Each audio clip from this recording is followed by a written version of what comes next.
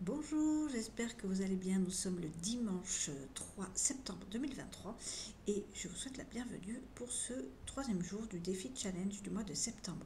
Aujourd'hui, on va regarder ce que nous devons éclairer, quelles situations nous devons éclairer, ce que nous devons mettre en lumière peut-être et les choses peut-être qui sont importantes pour nous et que nous ne voyons pas et qu'il serait peut-être temps d'approfondir pour nous. Donc j'ai déjà mélangé mes cartes et sorti une carte pour chacun des groupes et on va tout de suite regarder. On va commencer avec le groupe des signes de terre, à savoir les vierges, les taureaux et les capricornes, et on va regarder qu'est-ce qu'ils doivent mettre en lumière aujourd'hui, peut-être sur la durée du mois de septembre.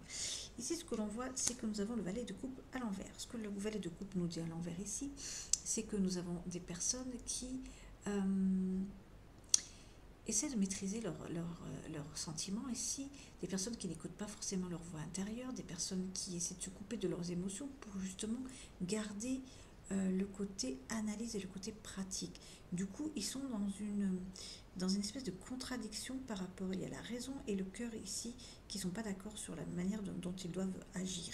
Donc j'ai envie de dire, il va falloir renouer avec votre intuition et peut-être avec votre cœur et tout en essayant bien évidemment de ne pas vous laisser submerger par vos émotions et pouvoir garder la tête froide. Mais c'est ce que vous essayez de faire ici, garder la tête froide pour pouvoir avancer, pour pouvoir analyser correctement une situation. Donc ici, on voit que vous essayez de vous débattre dans cette situation-là et pour prendre des bonnes décisions. Il y a des situations conflictuelles ici qui vous submergent un petit peu, que vous essayez de contrôler ici. Mais ça va le faire. Allez, moi je le crois, vous allez y arriver à retourner et à retrouver votre voix intérieure, renouer avec votre intuition pour pouvoir vous aider à prendre la bonne décision.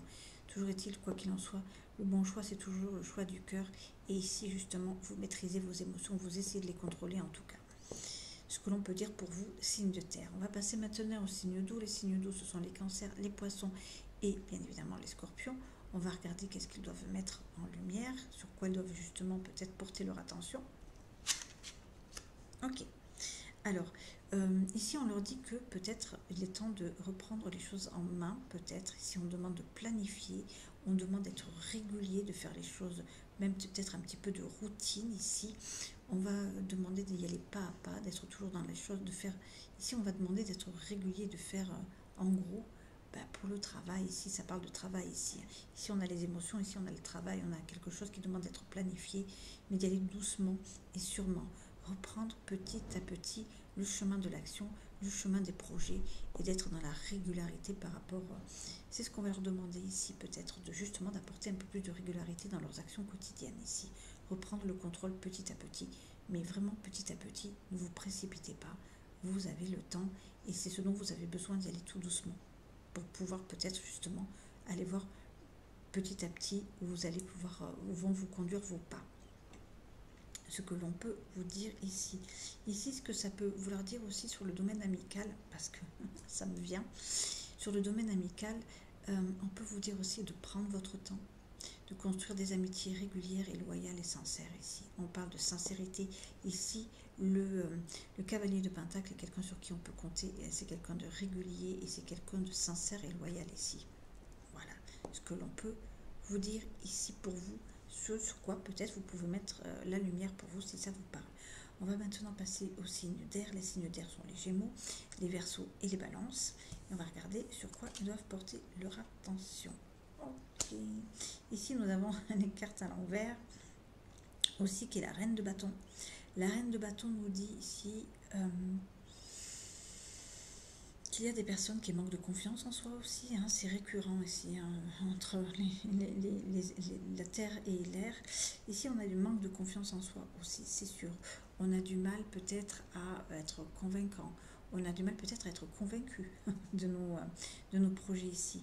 Il faut peut-être retrouver les capacités de leadership ici, ne peut-être pas faire les choses pour plaire aux autres, mais pour... je pense que c'est ça aussi. Il y a une espèce de...